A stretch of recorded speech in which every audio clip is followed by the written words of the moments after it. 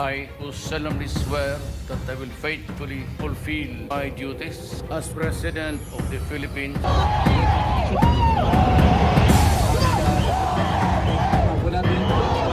Naminis mo ba ang kamaong bakal, ang presidente? Walang kinatatikutin. Narito ang mga sample nagagawa ni 2016 President Rodrigo Roa Duterte. Why am I here? I am here because I love my country and I love the Philippines.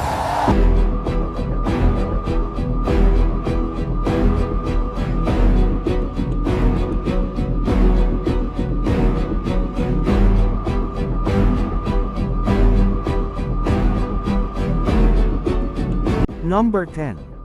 Pagsasagawa ng reforma sa pang-ekonomiya. Tax Reform for Acceleration and Inclusion, TRAIN Law.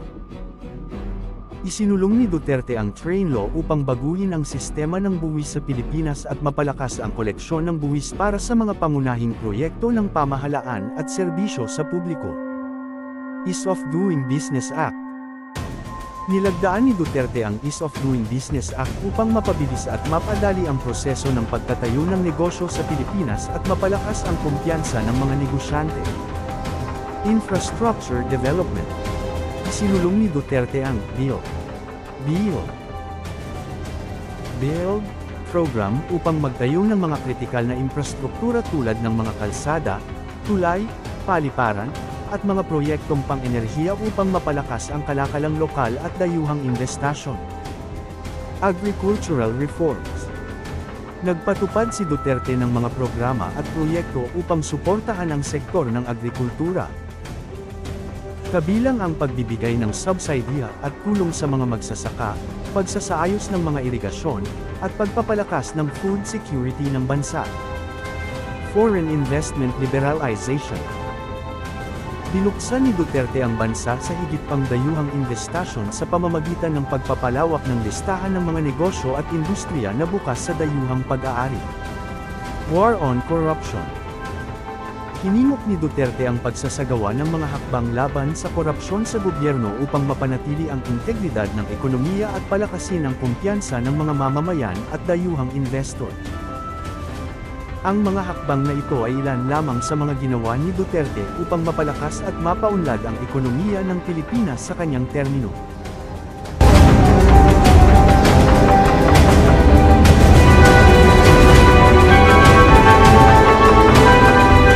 Number 9. Anti-Corruption Campaign. Pagpapatupad ng Executive Order No. 1. Agad na ipinatupad ni Duterte ang Executive Order No. 1. Na naglalayong pabilisin ang paglilitis ng mga kaso ng korupsyon sa gobyerno sa pamamagitan ng pagbuo ng Presidential Anti-Corruption Commission, PACC, upang maimbestigahan ang mga tiwaling opisyal. Paglunsad ng mga task force laban sa korupsyon. Itinatag ni Duterte ang iba't ibang mga task force upang tutukan at bantayan ang mga sektor na labis na apektado ng korupsyon tulad ng Bureau of Customs, Bureau of Internal Revenue, at iba pa. Pagsasagawa ng lifestyle checks. Nagpapatupad si Duterte ng mga lifestyle checks sa mga opisyal at kawani ng gobyerno upang masuri ang kanilang mga ari-arian at pag-aari kung ang mga ito ay nagtugma sa kanilang mga kinikita at posisi. On sa gobyerno. Pagsasagawa ng ombudsman reforms. Sumusuporta si Duterte sa mga reforma sa ombudsman upang mapabilis ang pagtugon sa mga kaso ng korupsyon at mapanagot ang mga tiwaling opisyal. Paglulunsad ng Anti-Red Tape Authority, ARTA. Binuo ni Duterte ang ARTA upang labanan ang red tape sa gobyerno at mapabilis ang proseso ng transaksyon sa mga ahensya ng pamahalaan. Pagsasagawa ng Freedom of Information, FOI, Executive Order. Inilabas ni Duterte ang Executive Order No. 2 o ang FOI Executive Order upang mapanatili ang transparency sa gobyerno at bigyan ang publiko ng akses sa impormasyon ng mga opisyal na dokumento at transaksyon. Sa pamamagitan ng mga hakbang na ito, Nagpapakita si Duterte ng kanyang determinasyon na labanan ang korupsyon at palakasin ang kumpiyansa ng mamamayan sa gobyerno. Subalit may mga kritiko rin na nagpapahayag ng kanilang agam-agam hinggil sa mga hakbang na ito, partikular sa mga extrajudicial killings at umano'y paglabag sa karapatang pantao.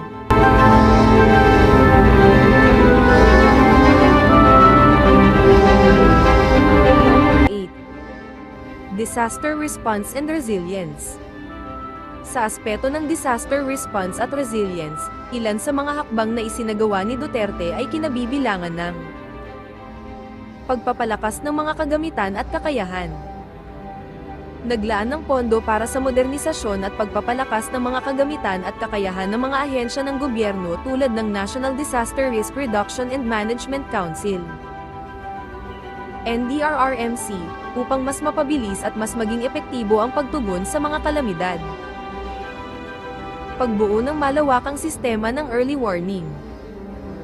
Itinatag ang mga sistema ng early warning para sa mga sakuna tulad ng bagyo, lindol, at iba pang kalamidad upang maagap na makapaghanda at makapagligtas ng buhay. Pagsasanay at pagpapalakas ng community resilience.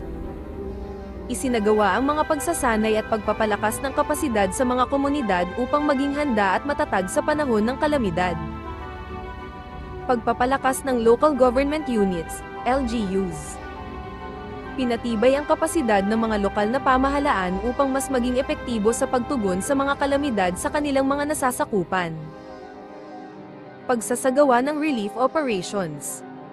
Nagpadala ng tulong at serbisyo sa mga lugar na naapektuhan ng mga kalamidad upang mabigyan ng agarang tulong ang mga apektadong mamamayan. Pagpapalakas ng climate change adaptation programs. Tumutok sa pagbuo ng mga programa at proyekto na naglalayong mapalakas ang adaptasyon sa pagbabago ng klima upang mas maging handa sa mga epekto nito sa bansa. Sa kabuuan, ang administrasyon ni Duterte ay may mga hakbang upang mapalakas ang disaster response at resilience ng bansa, bagaman may mga aspeto pa rin kinakailangang pagtuunan ng pansin at pagpapabuti.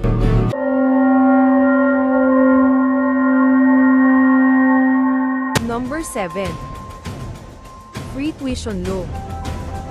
Ang Free Tuition Law, opisyal na tinatawag na Universal Access to Quality Tertiary Education Act, ay isang batas na ipinasa sa ilalim ng administrasyon ni Pangulong Duterte. Layunin nito ang magbigay ng libreng edukasyon sa mga state universities at colleges, SUCs, local universities and colleges, LUCs, at technical vocational institutions sa buong bansa. Sa ilalim ng batas na ito, ang mga estudyante na kwalipikado ay hindi na kailangang magbayad ng tuition at iba pang miscellaneous fees sa mga nabanggit na paaralan. Gayunpaman, may mga karagdagang kondisyon na dapat sundin, tulad ng pangangailangang manatili sa tamang academic standing at ang iba pang mga alituntunin ng paaralan. Ang layuning ito ay upang mapalawak ang akses sa mataas na edukasyon at tulungan ang mga estudyante mula sa mahihirap na pamilya na makamit ang kanilang pangarap na makapagtapos ng kolehiyo ng high ay naaapektuhan ng financial burden.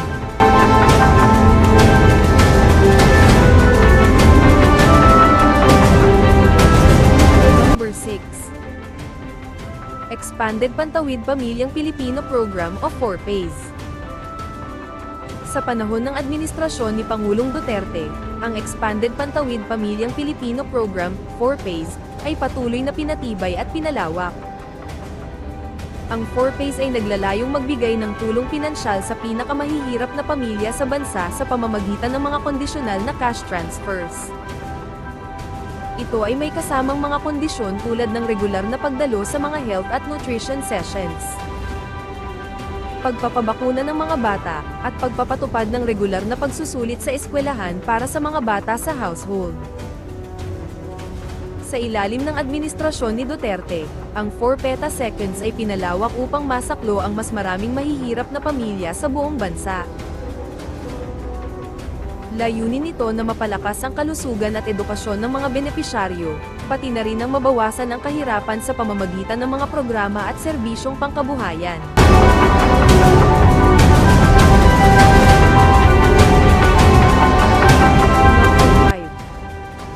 Pagtataas ng minimum wage. Sa ilalim ng administrasyon ni Duterte, may ilang bahagi ng bansa na nagkaroon ng pagtaas sa minimum wage. Ang pagtataas ng minimum wage ay isang paraan upang mapabuti ang kabuhayan ng mga manggagawa at tugunan ang mga pangangailangan ng kanilang pamilya sa gitna ng pagtaas ng presyo ng mga bilihin at issue. Ang pagtataas ng minimum wage ay bahagi ng mga programa ng gobyerno upang mapangalagaan ang kapakanan ng mga manggagawa at mapalakas ang kanilang kapasidad na makaahon mula sa kahirapan.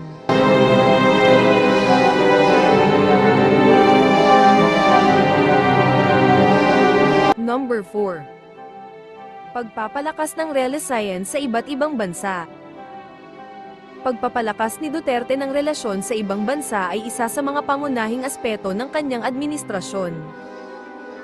Ilan sa mga pangunahing hakbang na kanyang isinagawa upang mapalakas ang ugnayan ng Pilipinas sa ibang bansa ay kasama ang relasyon sa China.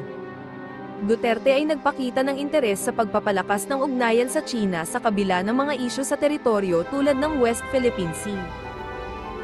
Ipinakita niya ang hangarin na makipag-ugnayan sa China sa pamamagitan ng bilateral talks at economic cooperation.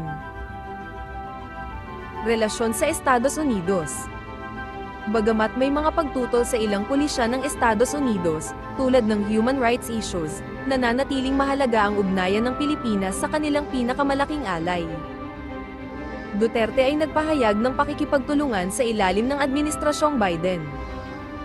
ASEAN at Regional Partnerships. Ang Pilipinas ay aktibong kasapi ng Association of Southeast Asian Nations, ASEAN, at iba pang regional organizations. Sa pamamagitan ng pakikipag-ugnayan sa mga kasaping bansa sa rehiyon, nagtataguyod si Duterte ng regional stability at cooperation. Relasyon sa mga Middle Eastern countries. Ang Pilipinas ay may malakas na ugnayan sa ilang bansa sa Middle East, kung saan maraming Pilipino ang nagtatrabaho. Duterte ay nagpapakita ng interes sa pagpapalakas ng proteksyon at pakikipag-ugnayan sa mga bansang ito. Sa kabuuan, ang hangarin ni Duterte sa kanyang ugnayan sa ibang bansa ay naglalayong mapabuti ang interes at kapakanan ng Pilipinas sa pandaigdigang komunidad. Sa pamamagitan ng diplomatikong pakikipag-ugnayan at pagpapalakas ng mga estratehikong relasyon.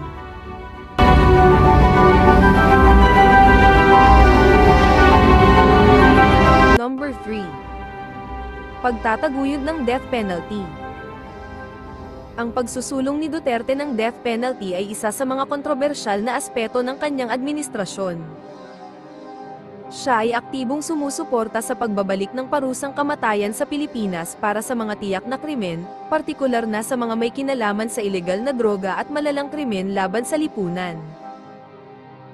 Upang mapagtibay ang kanyang pananaw, si Duterte ay nagsasalita ng maraming beses tungkol sa kanyang suporta sa death penalty, kabilang ang pagsusumikap upang isabatas ito sa Kongreso. Kanyang ipinapahayag na ang parusang kamatayan ay isang epektibong paraan upang labanan ang kriminalidad at magdulot ng takot sa mga posibleng lumabag sa batas.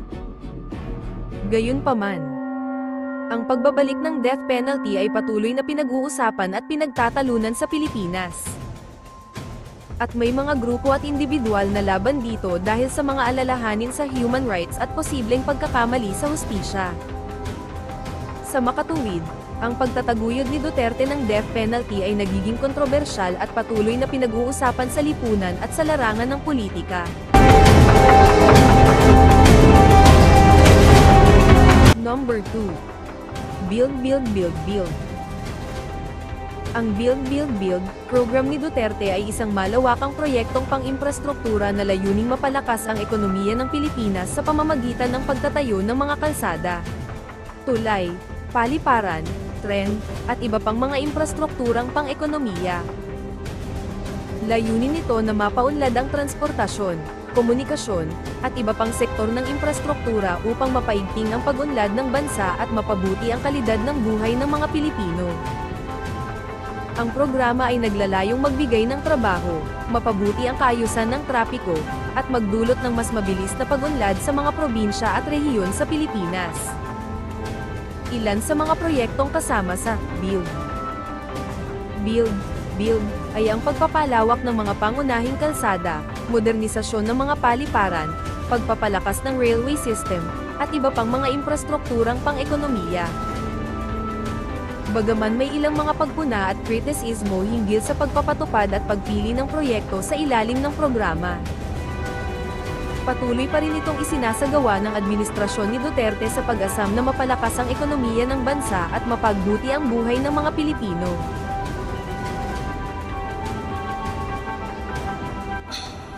And criminality in 3 to 6 months. Number 1. Anti-drugs. Ang anti-drug campaign ni Duterte ay isa sa pinakamalaking bahagi ng kanyang administrasyon. Tinatawag itong Oplan Tokhang na isang kampanya laban sa ilegal na droga na naglalayong puksain ang kalakalan at paggamit ng ilegal na droga sa Pilipinas. Sa ilalim ng kampanyang ito, maraming operasyon ang isinagawa ng Philippine National Police, PNP, at iba pang law enforcement agencies upang hulihin at dakpin ang mga suspect na sangkot sa ilegal na droga. Ang Tokhang mismo ay nangangahulugang pagbisita ng mga pulis sa mga komunidad upang kausapin at biktima at mga nagtutulak ng droga at imbitahan sila na sumuko at magbago ng kanilang mga gawi. Gayunpaman, ang kampanyang ito ay pinagtatalunan at pinag-uusapan ng malawak dahil sa mga ulat ng paglabag sa karapatang pantao, kasama na ang mga patayang nauugnay sa operasyon ng anti-drug. May mga kritiko rin na nagpapahayag ng pangamba na maaaring maging sanhi ito ng extrajudicial killings at iba pang abusong pampulisya. Bagamat may mga kritiko at kontrobersya, nananatiling pangunahing prioridad ni Duterte ang paglaban sa ilegal na droga sa Pilipinas, na nagsasabing ang problemang ito ay isang malaking banta sa seguridad at kaayusan ng bansa.